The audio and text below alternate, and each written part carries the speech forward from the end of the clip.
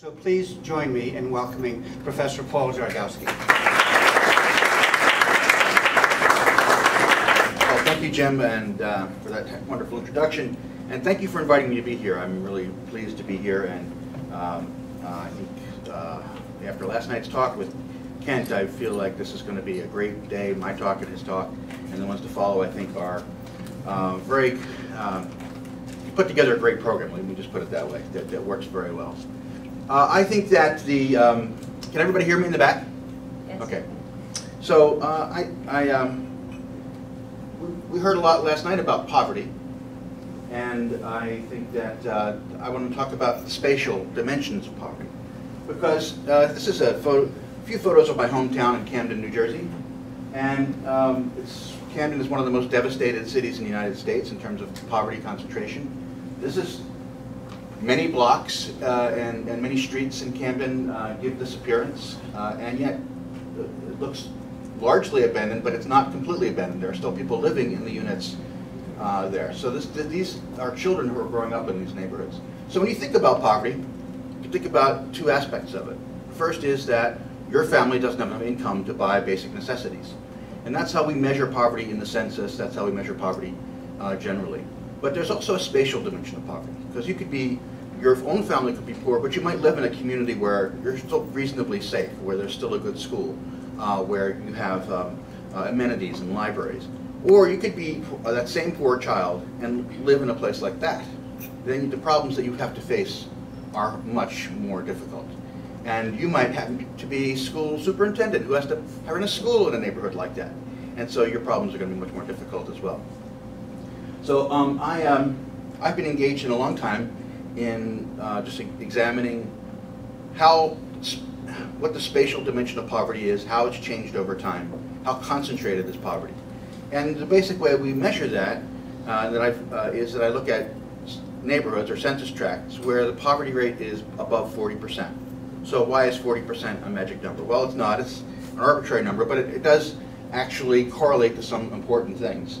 So for example, in this table, you can see that it's showing the labor force status of adult males. In low poverty neighborhoods, you have most men being employed, 3/4. As you move up, you reach the point of 40% poverty, and fewer than half of the men are now employed. Same thing if we look at family structure. Most kids grow up in married couple families in low poverty neighborhoods. As you go up higher poverty levels, when you get to the 40%, the married couple families are no longer the majority of family types. So if I'm a kid growing up in these 40% neighborhoods, when I look around, the norm is that men don't work and that people don't get married, that their children grow up in single family homes. So it's qualitatively different if you're growing up in one of these neighborhoods. So you could use 30%. Some people use 30%. The Census Bureau released a report where they used 20%. But I think this is identifying the most extremely disadvantaged neighborhoods, and the kind of neighborhoods where we think you start to have feedback effects, where being in that kind of a neighborhood makes all the other problems of poverty worse. So the question is, what have been the trends in concentrated poverty? Well, I really got interested in this because William Julius Wilson started doing research on it back in the 80s, and he called attention to the way in which these neighborhoods worked and the way in which these social problems accumulated, in which you started to see neighborhood effects on kids making problems worse.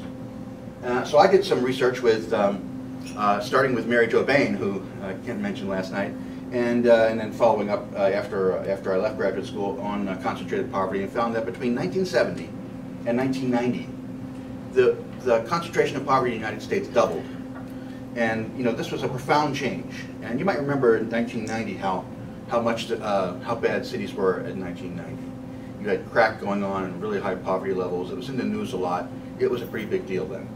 But then, surprisingly, in the 1990s, we had a lot of policy changes. We had the EITC. We had welfare reform for good or for evil, but some of both, I think. We had a real change in housing policy, where they started taking concentrated public housing down and building more scattered site housing. And probably the biggest and most important thing we did in the 1990s was we had an unemployment rate of 4% sustained over several years during the Clinton administration. So with all of that, we found that there was stunning progress in reducing concentrated poverty. And I reported those results in 2003, and as I was making presentations like this one, I had this sick feeling in my gut that it was already going the other way again. And it was, as it turns out. But we had to wait some years before we had the data to actually understand that and measure it, because we used to only be able to use the census to look at concentrated poverty, because the census was the only data source big enough to let you talk about each individual neighborhood in the country. And we've actually eliminated the long form of the census, which is where that data came from, and replaced it with the American Community Survey. So I'm now bridging to this new data source to follow the trends. What happened? Well, unfortunately, as you can see, we did have stunning progress between 1990 and 2000, but then starting in 2005 to 9, and in the ACS, because it's a rolling survey, so the data accumulates over 5-year periods, and then they roll the new samples in over time. But you see the number of high poverty census tracts, so census tracts in the country where the poverty rate is above 40%, has steadily increased, and it now exceeds the level of 1990. It's really a vast increase, and the stunning progress that we observed in the 2000 census has all been lost, and in fact, we're in some ways worse off. How many people live in these high poverty neighborhoods? Well, it dropped substantially from 9.5 million to 7.1 million in the between 1990 and 2000. But by the most recent data that's now available, we now have over 12.4 million people living in these high poverty neighborhoods. That's a 72% increase since the year 2000. That's amazing, 72% increase. And yet, I don't know about you, but to me it seems as if nobody's really talking about this. In 1990, this was a huge issue. Now we have more people living in high poverty neighborhoods than in 1990, and yet it's not really on the agenda yet. Why is that? I have some thoughts about that, and I'll get to that as I go along. Another interesting thing is that the fastest growth was among non-Hispanic whites. The number of non-Hispanic whites living in high poverty neighborhoods more than doubled. I don't know if you can see that because it's close to the bottom of the screen, but it's 122%. The overall figure was 72%. And some of that's in the South, by the way, in smaller places. So that's interesting. Here is this is the percentage of the poor who live in high poverty neighborhoods. So this is giving it what I call the concentration of poverty. So this is the percentage of the poor who not only have poverty in their own family, but also live in these extremely devastated neighborhoods. And it rose overall from 11.6% to 15%, and this is the average for U.S. metropolitan areas, in about 380 metropolitan areas that I followed in this study. For whites, it actually increased. It's still lower for whites. Most white poor do not live in high poverty neighborhoods. They're scattered around in, mother-in-law apartments and small places and trailers and so forth. They're not in big concentrated poverty neighborhoods, but it's rising, and it rose from 5.1% to 8.4%. The highest concentration of poverty is among African Americans, where about 1/4 of the poor also live not only with their own poverty, but in these devastated high poverty neighborhoods. Some cities, it's much worse. Detroit, about half of all poor, 49.8% of all black poor live in high poverty neighborhoods. Milwaukee, Rochester. You see, most of the cities are northeast, the Midwest, and these have very high poverty rates. So let's also look at Hispanics. Among Hispanics, the highest rate of concentrated poverty is actually in Philadelphia. And there's some few other in Milwaukee, a few other northeast Hartford, but then a lot of them are in the Southwest.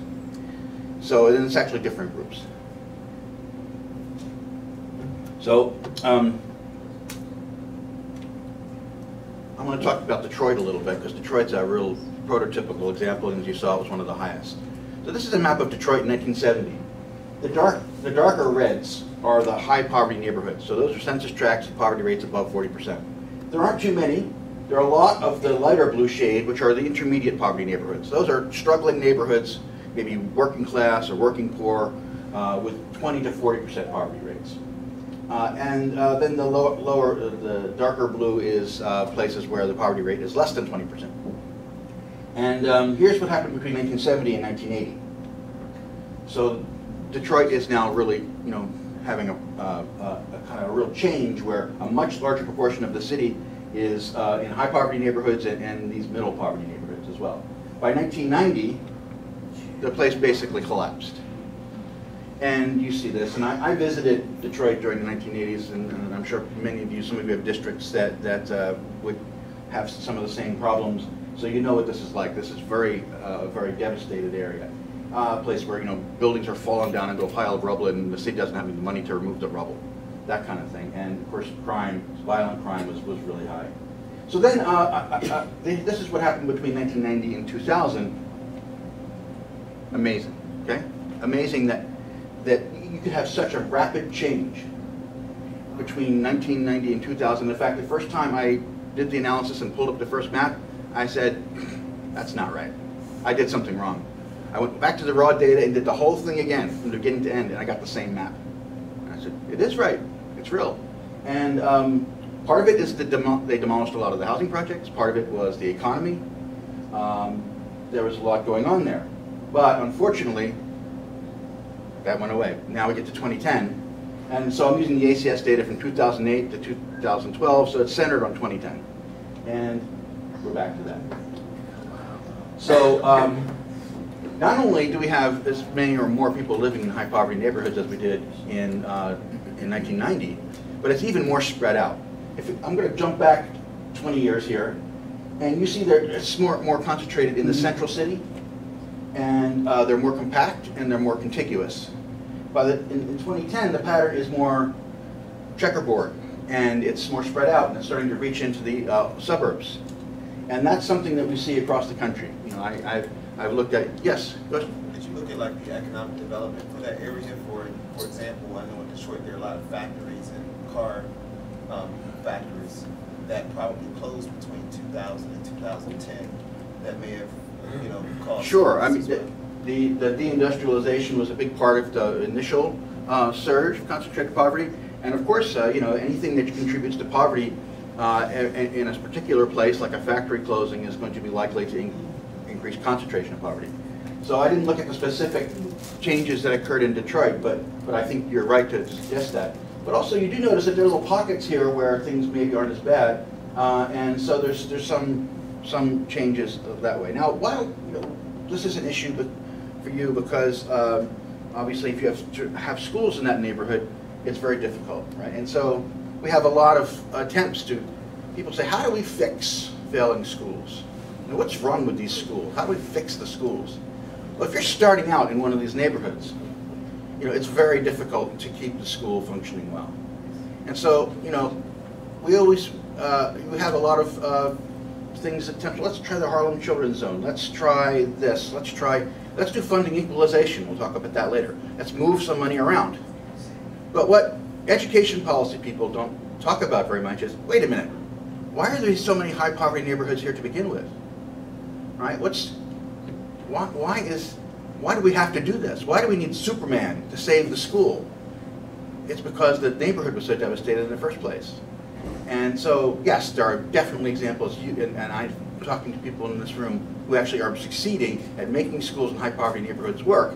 But it's very difficult, you have to work very hard, and you're continually being undermined from outside your district by this process. And I'm going to talk about why we have so many high poverty neighborhoods, and talk about the importance of addressing the process that creates these neighborhoods and gives you all these headaches, and try to convince you that that's got to be part of your discussion as well. So let's move on, and just some interesting facts about concentrated poverty. The biggest changes have not been in the largest metropolitan areas. Here we don't see, these are increases in concentrated poverty among white, black, and Hispanic. So each bar is a group. So this is one of the reasons we don't hear so much about it. It's not the New Yorks and the big cities where this is happening right now. The big changes are occurring in small metropolitan areas, 500,000 to 1 million, 250,000 to 500,000. These are not on the radar of the national media, these smaller metropolitan areas. Okay? A lot of them where? Where they can. Right. So this is definitely a difference, because we used to think of this really as the big city problem, and it's now something that's spread. Here is another way of looking at the same issue. Well, that's a 45-degree line, and the way I set it up, if you're above the line, that means you had an increase in concentrated poverty, and if you're below the line, that means you had a decrease. So these are the large metropolitan areas with at least 3 million people. And they're all over the place. Some are above it, some are below it. Philadelphia and Chicago are above it, so they had increases. Los Angeles, Atlanta, Washington, New York are below the line. They had decreases in concentrated poverty. When we move to 1 to 3 million, most of the metropolitan areas are above the line. And then as we get to this group, the 500,000 to 1 million, almost all the metropolitan areas had increases. So in that class of metropolitan area, you saw majority had increases. And the same is true if we move now to the 250,000 to 500,000.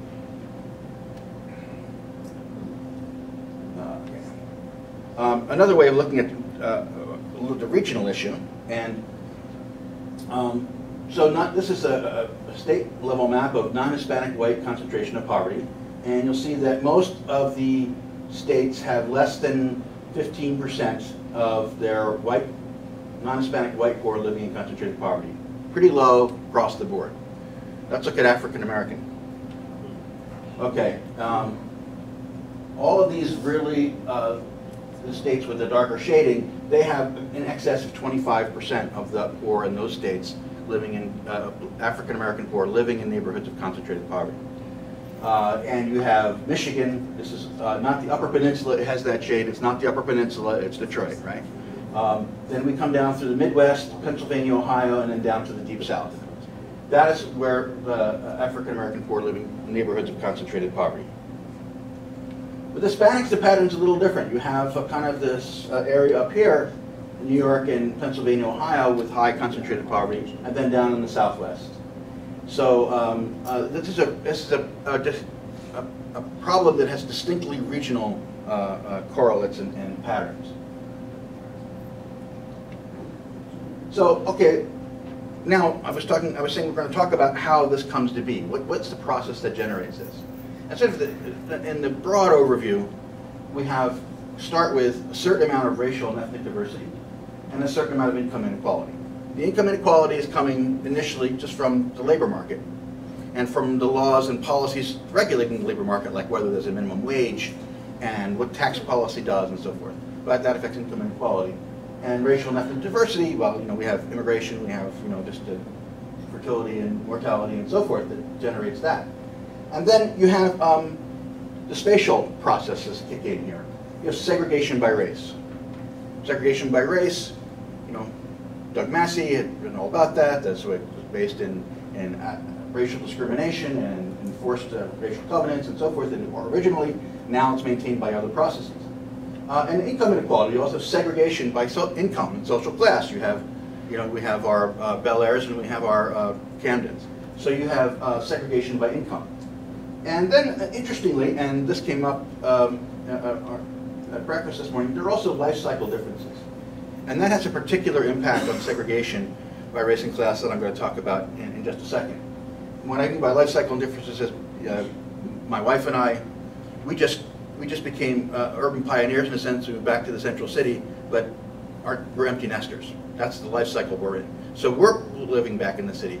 Families with children aren't necessarily doing that. It's young people who are there to have a good time at the clubs and bars and so forth, and it's empty nesters who also want to have some fun at those nightclubs and bars. So we're going back into the city.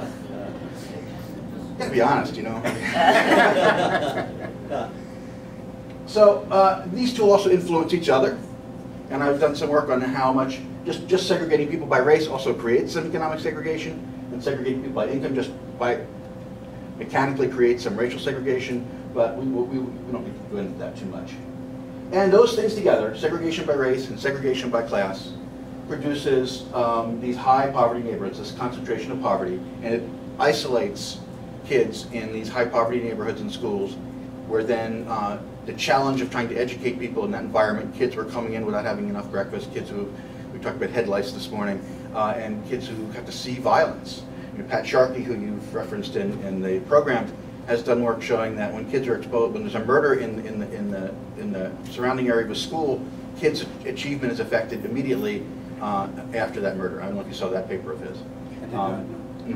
So, they're dealing with stuff, and it's very difficult. I mentioned the life cycle differences. Oh, let me talk about feedback also.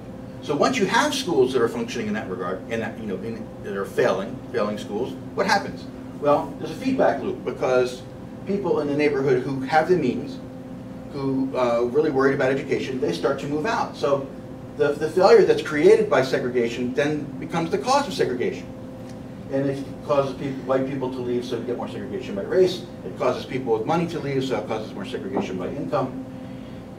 And we have feedback to inequality, because if kids in those schools who are already poor are not learning in school because the schools are falling apart, they don't get the skills they need to compete in the labor market. So it contributes to maintaining and increasing income inequality.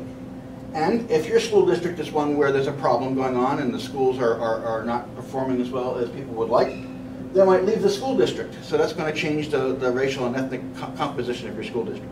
So this becomes a self-reinforcing process that is, once you get into it, it's very hard to get out of it. And so the question is, how do we get out of it? Now I want to return for just a second to the life cycle differences.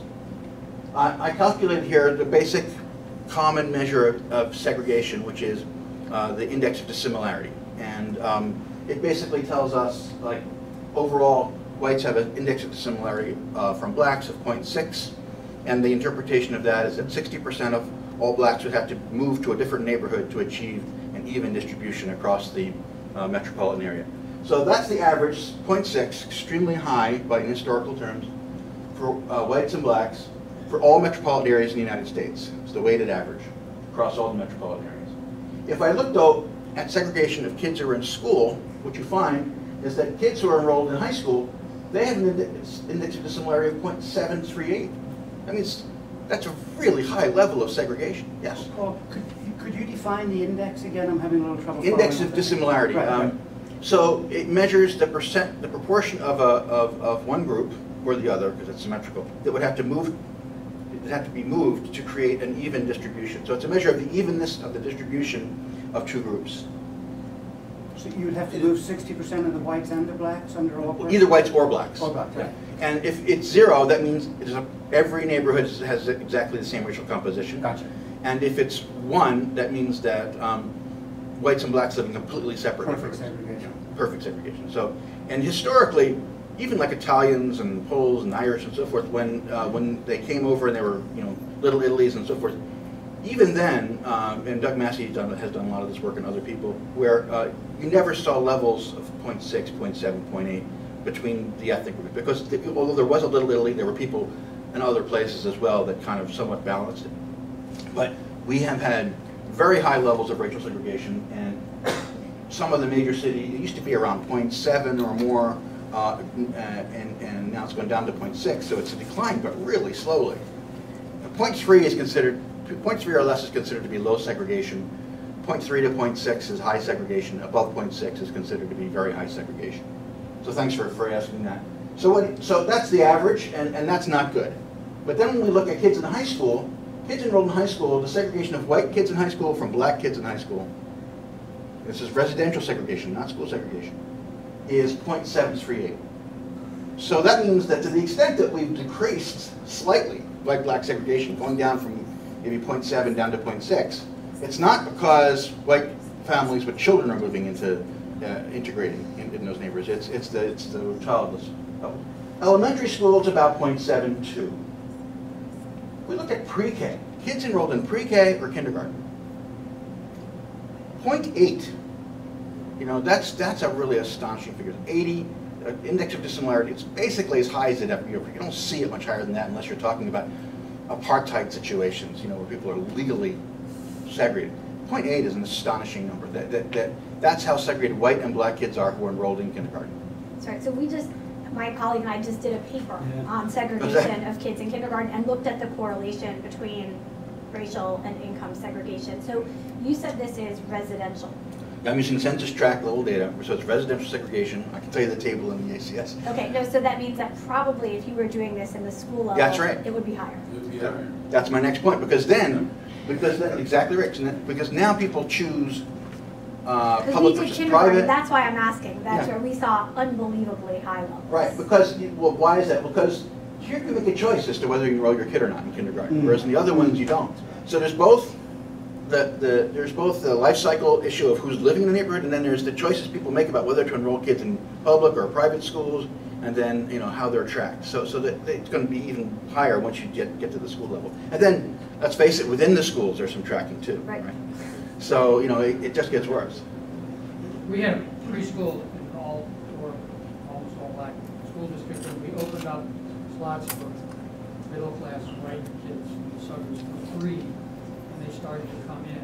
The state legislature passed a law making it. Really? No, where is that? Harrisburg, My home state. My new home state. Listen, I moved from Texas, so it still feels like an improvement. But it's problematic. I'm going to talk to you more about that. We had a charge in the per pupil funds, which was Amazing. $10,000. Well, this is going to get to my last theme here about the role of public policy in all this, because this is really...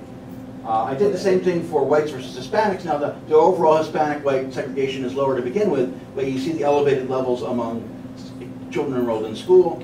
Same thing for whites and Asians. They're actually much more segregation of white and Asian kids in school than in terms of who are enrolled in school, not in school like your work. And then, but in lower levels of segregation. Actually, white and Asian segregation has been, overall, has been increasing a little bit, and also white and Hispanic segregation is increasing a little bit. So it's going in the other direction from the Hispanic, from the white-black segregation. Then I did the segregation of poor people from non-poor people. This is just using the federal poverty definition. And the overall segregation of poor from non-poor is a bit lower. It's 0.354, but income is a continuous variable. So when you're poor versus non-poor, if you have $1 more than the poverty line, it's not like you're rich, right? So I wouldn't expect the numbers to be as stark as a categorical variable like race.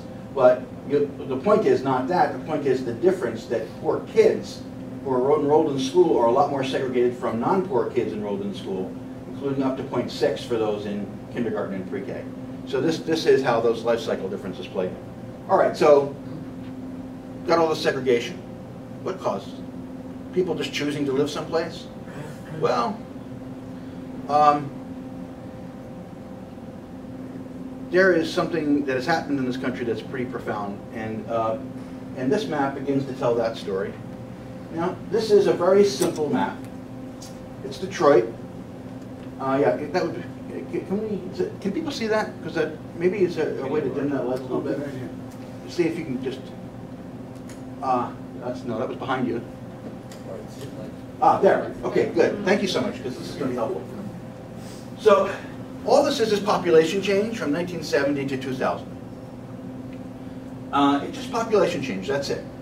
There's a whole raft of colors there. It starts from dark green, meaning that there was more than a 20% increase. Then there are the intermediate categories, and then there's a dark red, which is more than 20% decrease.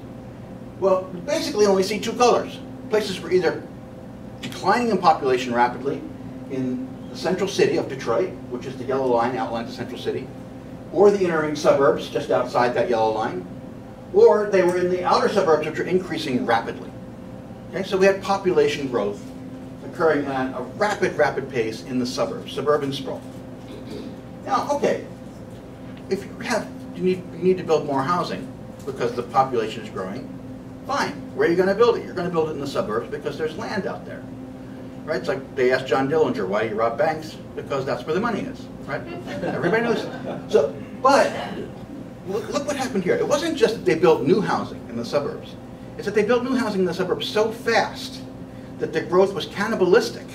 It was decimating the population of, and reducing the population of the inner city. It was cannibalistic growth in the suburbs. And let me ask you a question. The people who moved out to cause those population reductions into the new suburbs, were they black or poor or, no, of course not, because the houses that were being built in those suburbs by virtue of exclusionary zoning, were houses that you couldn't afford unless you were affluent, and that you wouldn't probably even be sort of welcome in unless you were white, especially in 70, 80, 90 as this was happening. So this was a process, the suburban sprawl. On top of that, you have the economy. The economy is good for a while, so that helps. And then the economy is worse for a while, and that makes it worse. But behind that, steadily, there's another trend, and that was the suburban sprawl. It is happening in a selective way, so that it's selecting higher income households and drawing them out into the suburbs. And it's decreasing the population and therefore the fiscal capacity of those inner cities.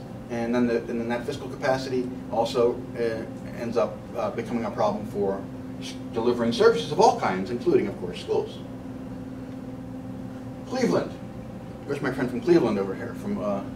So another city looks very much the same. 1970 to 2000, the population is declining very rapidly in the central city and in the inner ring suburbs as well, and the outer ring is growing rapidly.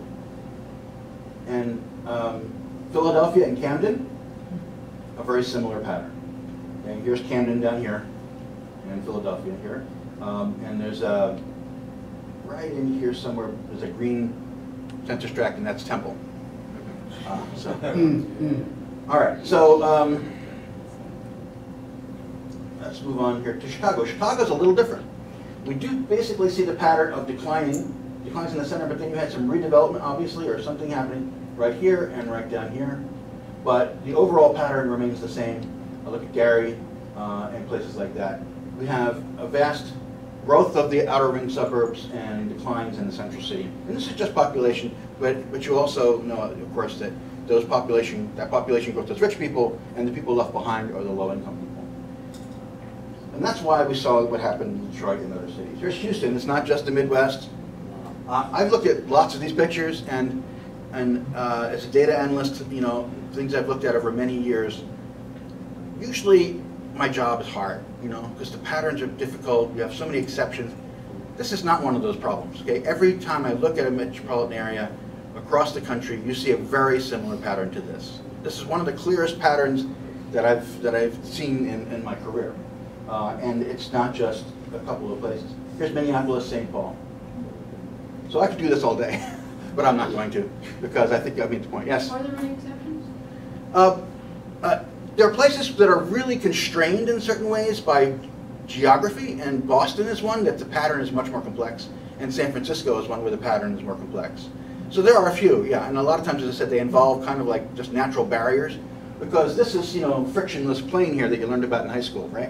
In the physics class, and they can just keep moving out, or Dallas, exactly, they can just keep moving out.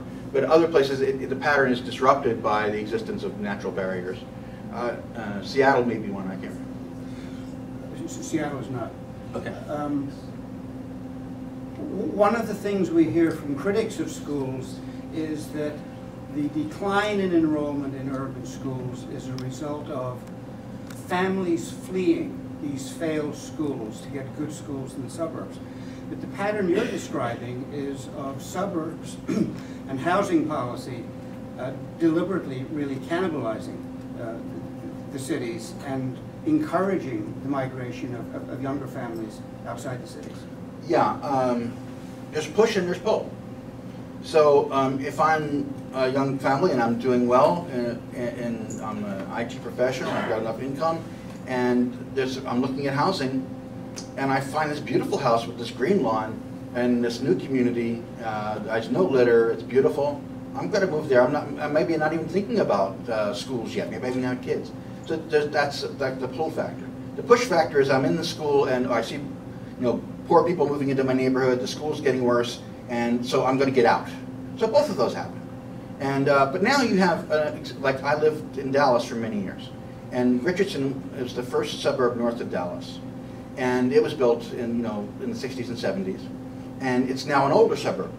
Well, after a while, Plano, Texas started cannibalizing Richardson, and now Allen and McKinney, Texas are cannibalizing Plano. They're no longer even, now it's a process that's gone beyond, because most poor people are still concentrated in Dallas, so it's really become a self-sustaining process. And you can't really necessarily blame the mayors of these small communities. If I'm a mayor of a small community on the edge of a major metropolitan area and the wave of development is moving towards me, I have to look at it and say, what's the best thing for me to do for my constituents, the people who elected me, and me, because I live here. And so you look at it, well, let's have high quality housing. So this will be a community that has resources and fiscal capacity, and the law allows me to do that in most places. Not Montgomery County, for example. You can't just build one kind of housing, but you go into some of these places, and they're building these suburbs, and they're springing up out of the ground like the corn in Nebraska, and every house is the big house, every single one. I took a tour of South Lake, Texas, which was then, as I said, one of these suburbs that was exploding out of the ground in north of Fort Worth, and I was with the city manager, and I was driving around, and I was just appalled at what I was seeing, trying not to let on too much about it because he was bragging about it, right? And he said, "Oh, and we have an integrated community here." And I said, "Really?" He said, "Yeah, see that house there? Kind of a mansion-like house? Mark McLemore from the Texas Rangers lives there." Uh-huh. Well, then the Texas Rangers traded Mark McLemore, and end of integration in North. Yes? I was superintendent in Hazelwood, a suburb outside of St. Louis, and over about a 20 to 25-year period of time, it went from an all-white community, and then gradually began to be integrated, but it wasn't, it was with families that could get out of the city, like you were talking about, and they were African-American families. And over time, what happened though, and you think it's 70% African-American now, the district is, and so there's been a lot of dynamics going on where the west side is a white pocket, and they are moving to the other side of the Missouri River, to St. Charles, and they're trying to hold out, but what's happening is more African-American families are coming, but in the beginning they were more affluent African-American families. So what you have now are actually, the east side is very low poverty, very low income, and you have African-American families actually don't want other African-American families moving into the district because they're the ones that are pulling, they're the ones that are pulling down the school district. So it's an interesting dynamic, even within the racial context of how some of these African-American families are viewing. Right. And so the whole issue of race begins to play out absolutely. in a very interesting way. And a lot of the white families that moved out, they didn't see high-income black families moving in. They just saw black families. Exactly. They took that as a marker. And even if they knew that those families, maybe they were okay, they took it as a sign that it was going to just keep going down. And their fear is not entirely unjustified because of the way things have developed, right? In the sense, because the rules of the game are what they are in our metropolitan development process, because we have all these little suburbs, many of which can do whatever they want and grow as fast as they want and use exclusionary zoning to make themselves the rich suburb. The fact is, this game is a high-stakes game. You can be the winner and be the high-income suburb, or you could be the loser and become the new poor inner-ring suburb that doesn't have anything going on. And because the stakes are high, people fight hard, right? If you go to London, London is composed of many smaller towns. It's not really a city the way we think of it. There is a mayor of London, but it has very little power. It's really a bunch of small towns that are kind of together. And every one of those towns has a certain amount of social housing. It's just taken for granted there, just like we take for granted this pattern. And as a result of that, you can hardly tell which is the social housing and which isn't. And there's differences between neighborhoods in London, don't get me wrong. But the difference between the worst neighborhood in London and the best neighborhood in London is so much smaller than the difference between the worst neighborhoods here and like Camden that I showed you in the beginning, and the richest neighborhoods here. And so because it matters so much, those mayors and those people in those communities have to make those decisions. Now builders aren't the developers who are building the houses. They don't care whether they build big houses or small houses. I've actually been an expert witness for 3 different developers who wanted to go in and build in suburban districts small houses, 1,000 to 1,200 square feet, high quality houses, environmentally, sort of really advanced, because they'd done a market study and they found that the biggest demand was for small houses in better school districts, because people want to be able to put their kids in those schools. And the city council would block it, or change the zoning laws, or do whatever they could, refuse permits, to stop people from building these nice but smaller houses in the suburb, because they don't want to be that suburb, right? Because there's so much at stake. So you know, this is a question of, as long as the rules of the game remain like this, then we're going to continue to get this pattern resulting from it. And then as a result of that pattern, what you find is that this is all the suburbs now on the map, right? So here's Philadelphia, and here's Camden, and here are all the little suburbs. We've got, you know, Lower Merion and Upper Merion and Radnor and so forth. Every one of these is a suburb. That's one of the striking things about U.S. metropolitan areas, is they're so politically fragmented into all these little jurisdictions, each one of which is making these decisions about how fast to build and what to build, largely without any control overall as to whether this is helping the region as a whole. You know, we have building codes to protect people, so you can't use aluminum wiring anymore because it turns out to be dangerous. You can't use certain kinds of shingles because it might cause fires that spread from house to house. And we have building codes to protect public safety. And what we don't have is building codes to protect, to sort of make sure that the metropolitan area is growing in a reasonable way that doesn't create these high poverty neighborhoods that then cost us more in terms of prisons and security, and that make it hard to educate lower income children. We need to have those kinds of regulations. I'll talk about some of them in a minute. So most all of the high poverty neighborhoods, the red zones are 40%, they're almost all located in Philadelphia, Camden, Chester, and a couple of suburbs that are poorer, Upper Darby. But the vast majority, hundreds and hundreds and hundreds of the suburban jurisdictions have no neighborhoods of concentrated poverty because they're built so that it's impossible, because the exclusionary zoning was set up so that you could not build a unit that a poor person could afford in that suburb. So that's what we've done, we've created it. Every unit that was built in the suburban boom that started basically because after the race riots, after the highways network was built, interstate highways, every one of the units that was built got a building permit. That's the first thing. Okay. Second thing, everyone was put onto an electric grid, a street grid, a school was set up, sewers, water. All that infrastructure was funded, subsidized by federal, state, and local tax money. So this is not something that just happened organically. This isn't the free market, okay? This is policy, okay? And because you know, the free market would have said those developers saw a market demand for small houses in the suburbs, they would build it, and then the demand would, you know, those houses would sell because there was demand for them. They weren't allowed to build them. So public policy, this is not just the working of the free market. It's policy at work that helped to create and sustain this kind of level of suburban sprawl and concentration of poverty. And you know, some things we can't necessarily do something about. You know, changes in the economy such that skills are more valued than they used to be. Things like that in the economy. We don't necessarily have good control over that. That's something that we've got to cope with, those changes. But these changes in terms of suburban sprawl, they didn't just happen. You know, we actually brought them upon ourselves. So as a result, I think, you know, the policy conversation has to change somewhat. Right now, the conversation is, how are we going to fix those darn schools that are failing? And you know, we talk about Harlem Children's Zone, Promised Neighborhoods now, the small school, high school initiative in New York City, which has, you know, and these things, some of these things, I've been hearing stories about making fundamental changes and getting some schools to do better. And we also talk about equalization, as we'll talk about later. But and some of these efforts are really doing well. But you're fighting against the tide in a lot of cases. And you know, there's huge efforts that go in. If you really focus your attention on this school, you can improve it. And in New York City, they've got, you know, the fiscal resources to do it. But what about Detroit? You know, what about even Philadelphia?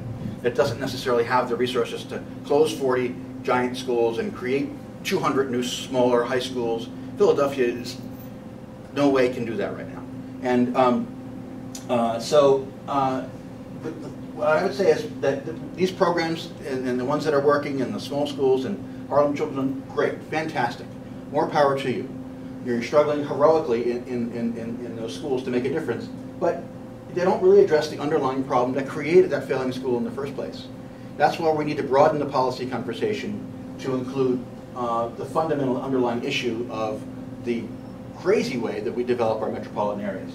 So the conversation needs to be, why are there so many high poverty neighborhoods to begin with that cause schools to be comprised of 80 to 100% poor kids, and you know, pose these challenges so that I have to work so hard to try to undo the damage that was done by the creation of these poor neighborhoods? How do we do that? So the reason we have these neighborhoods is because, as I said, we build them, and because our public policy almost requires them to be built. That was public policy that did a lot of that. So it's the direct result of this political fragmentation. It's a result of the fact that suburbs grow too fast, faster than is needed. The suburban growth has come at the expense of central cities and older suburbs, and exclusionary zoning. So this is a policy and a tradition and a set of assumptions in our brains about the way the world is that creates what I call a durable architecture of segregation. And once you build these suburbs, they're there for 30, 50, 100 years because these housing units are persistent. And this ensures concentration of poverty, and we have to stop doing it.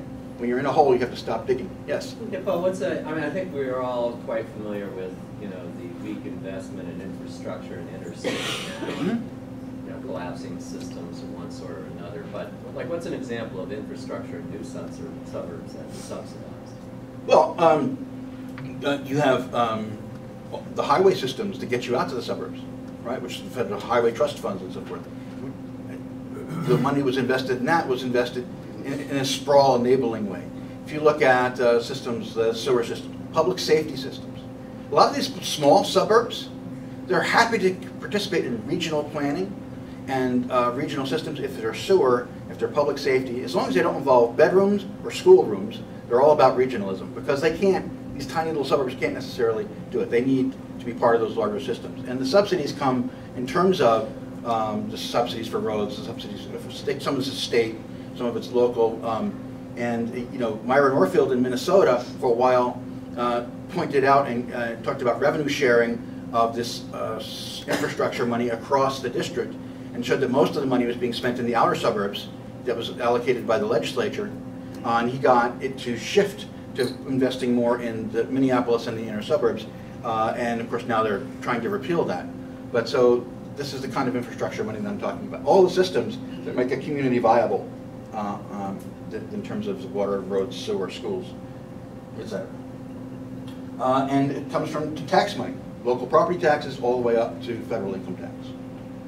So what should the conversation be? If that's not the right conversation, I would say we must really change the development paradigm. So I would say state and federal governments need to control suburban development so that it's not cannibalistic. So there has to be some kind of a rational control over how many housing units are getting built in the outer suburbs so that it's roughly in line with what new population is needed so that we're not sort of being cannibalistic in our growth. Second thing is that every city and town in the metropolitan area should build new housing that reflects the income distribution of the area. So that if I'm a low-income person, I have choices all over the place. If I'm a middle-income person, I have choices all over the place. If I'm a high-income person, I have choices all over the place. And I can locate in a way that I can access the education resources for my kids that they need, that I can access employment opportunities, and so forth. That is what they try to do in many European cities, and they just take that for granted. It's just logical to them to do that. And it should be more logical to us. And so if we did this, it wouldn't change things today. So we still need to do the things that you're doing in your poor schools, because it's going to take a long time. This pattern is built now. It's a built pattern that is going to be persistent. But suppose we had started after World War II and said, okay, as we build these new suburbs, let's make sure they're all integrated economically and racially. Today we wouldn't have to have this conference. We wouldn't have to talk like this. But we didn't make that choice. Some people tried to make it. One person who really tried to bring that into the conversation was George Romney. This to him made just perfect sense. Now, I don't know, his son missed that chapter of his father's biography. But George Romney actually, he really was pushing this, and Nixon just shut him down. So that's really unfortunate that happened. So, as I said, the fundamental question that I see is not how do we fix failing schools, although that's important. But I think we need to pay more attention to how do we fix the metropolitan development paradigm that creates these high poverty neighborhoods and failing schools in the first place. So thanks for listening.